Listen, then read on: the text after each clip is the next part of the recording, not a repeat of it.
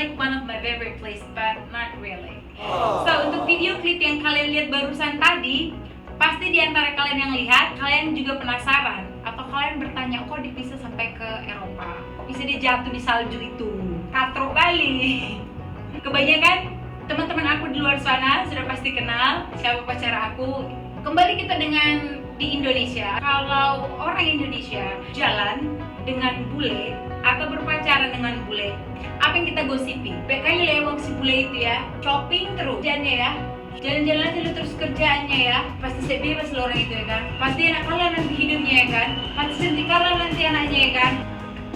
Aduh, yang kalian pikirnya orang bule itu malaikat, saudara-saudara. Bule itu juga manusia, punya hati. Bule itu juga manusia, ada kelebihan, ada kekurangan. Seperti manusia pada umumnya lah, ada yang baik, ada juga yang nggak baik. Nggak hanya kelebihan, kekurangan itu pasti datang bersamaan dengan kelebihan. Tidak usah panjang lebar, di video kali ini akan aku kasih tahu lah kalian apa kekurangan yang akan kalian hadapi kalau kalian pacaran sama orang bule. Jadi harus kau tonton video ini. Kalau kau di luar sana yang lagi kau PDKT sama bule, yang lagi kau dekat-dekat, yang lagi kau bermimpi kau mau pacaran sama bule, kau tonton video ini supaya bisa kau pikirkan kau mau atau tidak, kau pertimbangkan. Kalau udah kau jalan sekarang pacaran sama bule, kau tonton ini supaya hubungan kau berhasil. Sebab ini adalah lesson kalau di bahasa Inggris. Kalau di bahasa Indonesia aku lupa apa bahasa Indonesia. Ini adalah pembelajaran yang harus kalian ketahui supaya gak terkejut kau. Jadi tidak usah lama-lama lagi, jangan kau lupa subscribe kalau kau tiba-tiba nyantol di channelku. Kau like, share, dan komen. Tetap stay tune, kita akan bahas satu persatu. Ya, di sini aku akan bagikan kesusahan atau challenges yang kalian hadapi saat kalian berhubungan dengan orang luar. Yang pertama adalah perbedaan budaya. Nah, yang seperti kita ketahui, budaya timur kita di Indonesia dan budaya Eropa itu sudah pasti berbeda. Kalau contohnya budaya Amerika, Eropa, Australia, mereka hampir sama ya. Tapi kalau dibandingkan dengan Indonesia, sudah pasti berbeda. Dan perbedaan budaya ini secara general negara ya, bukan ke individualnya ini kita bicarakan, ini lebih ke budaya sebuah negara. Perbedaan budaya ini bisa mendorong terjadinya perselisihan di antara hubungan rumah tangga, mixed couple ini ya. Apa-apa aja itu budaya yang berbeda dari Eropa sama kita di Asia, yang udah pastinya saat membesarkan anak. Yang kedua itu adalah kepercayaan atau agama.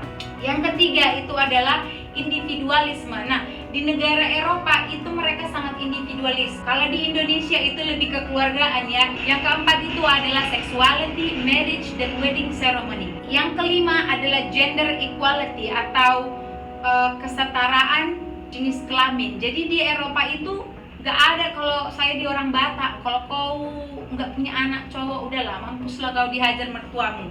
Nah, kategori yang kedua adalah makanan. Bukan kategori yang sangat penting yang menimbulkan masalah ya, tapi sangat penting di kehidupan sehari-hari. Nah, contohnya di negara Eropa mereka itu memiliki bumbu-bumbu masakan yang berbeda dari yang kita terbiasa. Selain itu, di Eropa juga mereka menggunakan bahan-bahan masakan sedikit berbeda dengan di Indonesia. Kemudian makanan yang mungkin agak susah ditemukan di Eropa, dan walaupun ditemukan mungkin entah itu harganya mahal atau tidak seenak kalau kita temukan di Indonesia. Jadi contohnya lah ya, kau ngidam, terus kau ngidamnya jengkol, pete, mampus le. Poin yang ketiga, ini menurut aku poin yang sangat penting, yaitu language barrier atau kendala bahasa. Seperti yang kita ketahui di Indonesia kita pakainya bahasa Indonesia.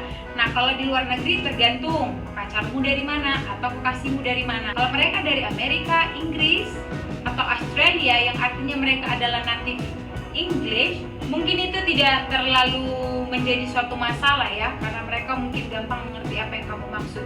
Meskipun demikian, itu bukan bahasa ibumu, jadi pasti akan susah. Nah, ditambah lagi kalau kekasihmu itu adalah dari negara yang bukan native English seperti Jerman, Belanda, Perancis, itu mereka punya bahasanya masing-masing. Jadi mereka pun harus belajar bahasa Inggris. Kalau kamu berpacaran dengan orang luar dan bahasa Inggris kamu tidak terlalu bagus, belajar bahasa Inggris karena berkomunikasi itu sangat penting dengan pasangan kamu. Kategori yang keempat itu adalah LDR atau long distance relationship. Kebanyakan mixed couple atau saat berpacaran dengan orang asing itu kebanyakan dimulai dari si orang asing berkunjung ke negara Asia, atau sebaliknya kita yang berkunjung ke negara mereka, itu bisa sebagai turis, pelajar, ataupun kerja, tetapi itu yang biasanya temporary ya. Dan pada akhirnya kalau kalian memutuskan untuk menjalin hubungan, kalian akan menghadapi fase LDR. Nah, di LDR ini akan sangat susah banget ya, karena itu bukan hanya karena disusahkan oleh jarak, tetapi oleh time zone ya.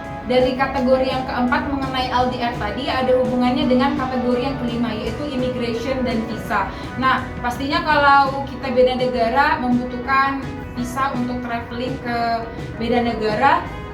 Dengan ini saat kamu memulai untuk berhubungan dengan orang asing, kamu benar-benar harus menginformasikan diri kamu dan cari tahu banyak mengenai peraturan visa, karena itu beda-beda ya untuk setiap negara ya.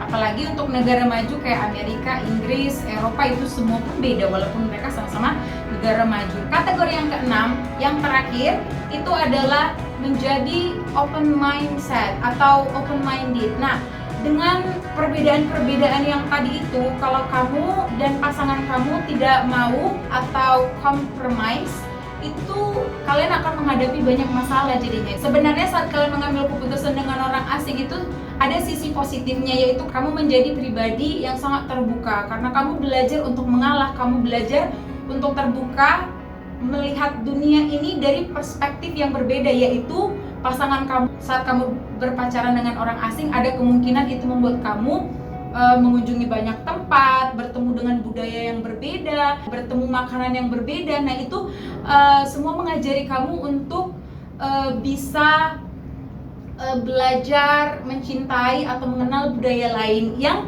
sebenarnya itu sangat indah ya. Jadi nggak boring, taunya hanya budaya di Indonesia. Maksudnya Indonesia aja udah banyak banget kan ya, tapi kita kan lebih ke budaya timur dan itu sangat berbeda dengan budaya luar. Saat kamu mau belajar dan terbuka, itu akan membantu kamu untuk berkembang dan bertumbuh secara wawasan dan secara mindset. Dan sebenarnya ini sisi yang baik kalau kedua belah pihak mau belajar dan mau berkompromis. Itu adalah 6 topik tantangan yang akan kamu hadapi di saat kamu berhubungan dengan orang asing. Nah, semuanya itu akan saya bahas secara detail di video yang akan datang. Jadi kalian pastikan untuk subscribe channel ini dan tungguin video selanjutnya ya. Akan banyak, apalagi tentang culture shock, visa, segala macamnya itu akan aku update sesegera mungkin.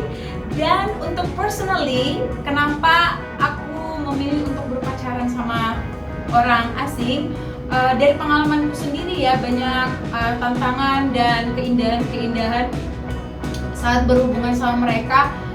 Menurut aku tantangannya itu tidak seberapa dari pengalaman yang positifnya. Karena itu aku memilih untuk berpacaran sama orang asing. Nah, kalau kalian masih kadang kayak penasaran hal-hal yang kalian masih pertanyakan dan kalian masih bingung, ataupun kalau kalian ingin tanya secara personal, kalian boleh tulis di kolom komentar. Dan kalau kalian nggak pengen ada orang yang tahu, kalian boleh juga send DM melalui Instagram aku. Jadi terima kasih sudah nonton video ini sampai akhir. Semoga sangat bermanfaat untuk kalian di sana. Semoga bisa kalian ambil menjadi pembelajaran. Tidak ada niat buruk, semuanya hanya niat baik. Semoga ini sangat bermanfaat bagi kalian di luar sana. Jangan lupa subscribe, like, share, dan komen di video ini di channel aku. Sampai jumpa di video selanjutnya. Bye-bye. Dah.